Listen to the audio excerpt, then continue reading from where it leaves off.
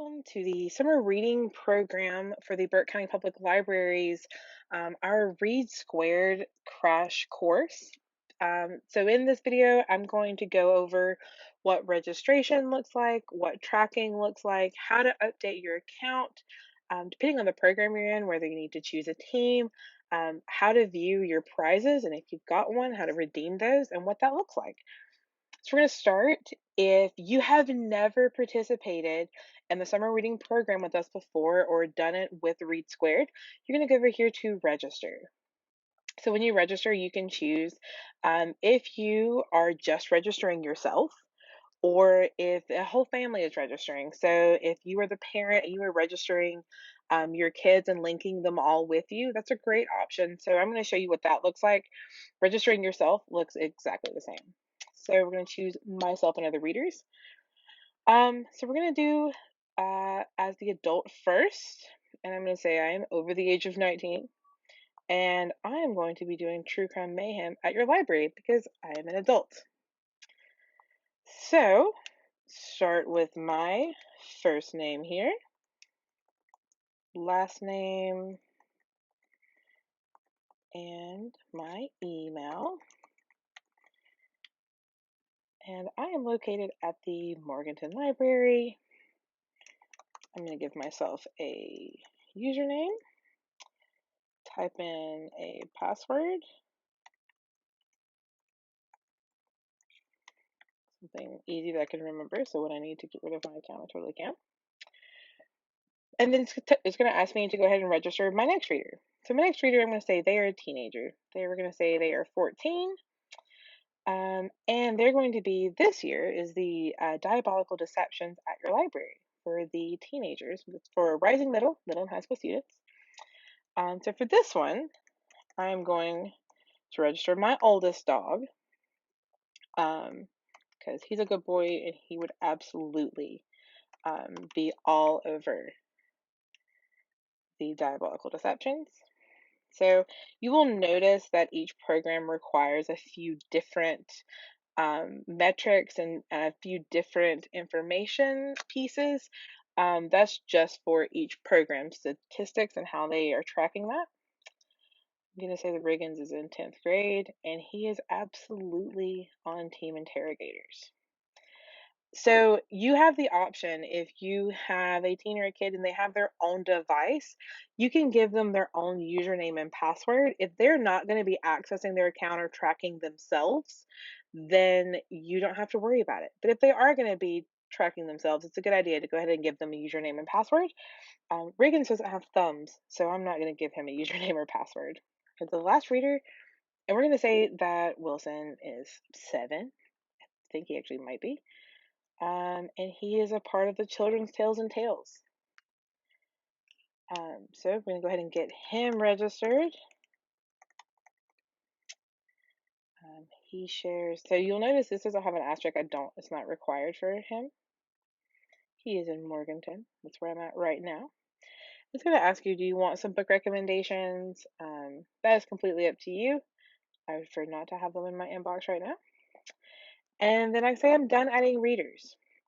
And so it's going to show me, this is what mine looks like as the adult. But I can look at my reader accounts right here, and I can switch between them. So it's going to show me everyone there. I can pop back and forth right now. Obviously, the reading program has not started. So it's going to look like this for right now. So that is what registration looks like if you haven't done it before. So in this next piece, I'm going to show you what it looks like when you are updating registration. You can either log in by clicking up here or down here. And I am going to log into last year's dinosaur dummy account. It's a lot of fun to say. It's going to let you know, hey, your program has ended, or you're not currently enrolled in an active program. Last year when we rolled everyone out of the program, everyone got a little bit older, and so you need to update your information. So we're going to click enroll, and I'm going to update my age, which is 15. He was 14 last year. Absolutely, that's how old my dinosaur was. And he's going to be a part of the Diabolical Deceptions at your library, which is the young adult program. So we click enroll, and it's going to let you know, hey, you need to check your account information updated as needed before continuing. And as you register, it's going to say, hey, thanks for signing up, and there's your first digital badge. So I'm going to go through, make sure everything is up to date, and choose my team. Now, Kevin is absolutely into forensics. I'm going to save my changes, and I'm good. When I click on home, it's going to let me know, hey, your program doesn't start for 24 days from time of filming. And in this section, I'm going to show you what it looks like when you are logging your points, whether that is from a book, if that is from an event, or anything like that. So to log a book, you can literally just click log, and you say I want to log a book, audiobook, ebook, or picture book. And you can choose to do it via ISBN number. You can choose to do it by a book title, and I'm going to say testing, and my author is 123. And it say, hey, we saved your activity. You earned 5 points, and you'll have your little certificate there. It's pretty neat.